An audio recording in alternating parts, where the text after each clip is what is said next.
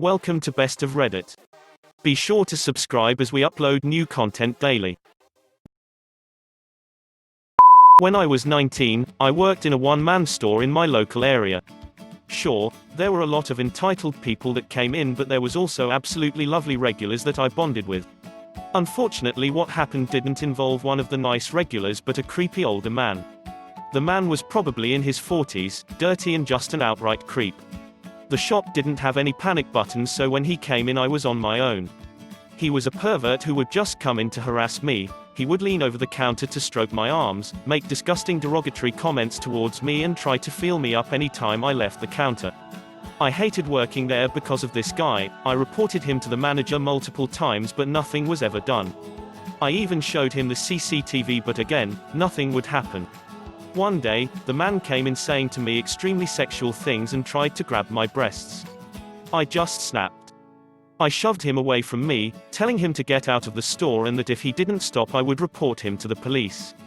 The guy laughed at me and said there was nothing I could do until I pointed at the cameras. This enraged the guy and he told me how he knew I lived in the area, so if he finds me I would end up in a hospital because the things he would do. He left but I was absolutely terrified. I knew this guy was ex-military and he could easily overpower me.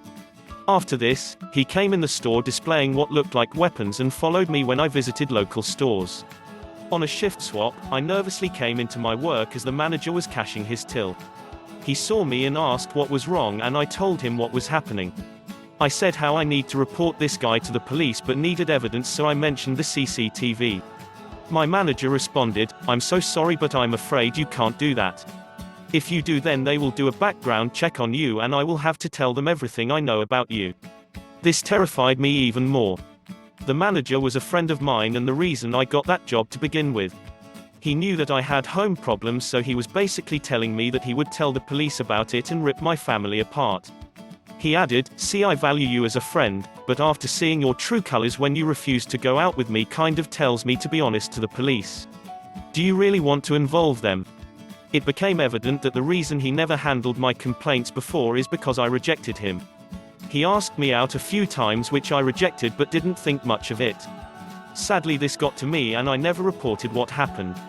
As scared as I was, I didn't want my family to be destroyed and wasn't going to go out with him just to get the evidence I needed. Instead, I started to plot my revenge against the manager.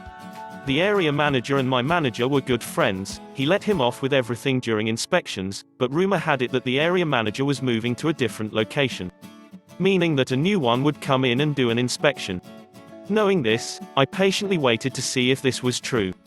One day, I went in and saw a man I had never seen before. It was the new area manager and he was in doing an inspection while the manager wasn't there.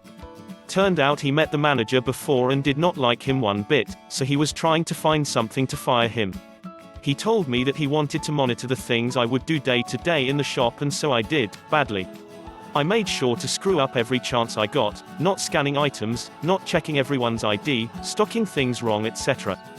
The area manager was horrified and asked me if I was ever trained. I told him the truth, I wasn't, but he brought up my file saying I signed to say I did receive training. Luckily, my dad always encouraged me to keep a log of everything I do at work, so I gave him the week I started and the day I signed it, telling him that he just got me to sign it and he could check the cameras. Which of course he did. As a result, he sat me down and asked me what other things my manager did that he wasn't aware of. I told him everything, that he made me and my coworker take over his shifts to leave early, how he never fulfilled requests for holidays and took them away last minute, and more, including how he never processed official complaints and would persuade us not to report incidents.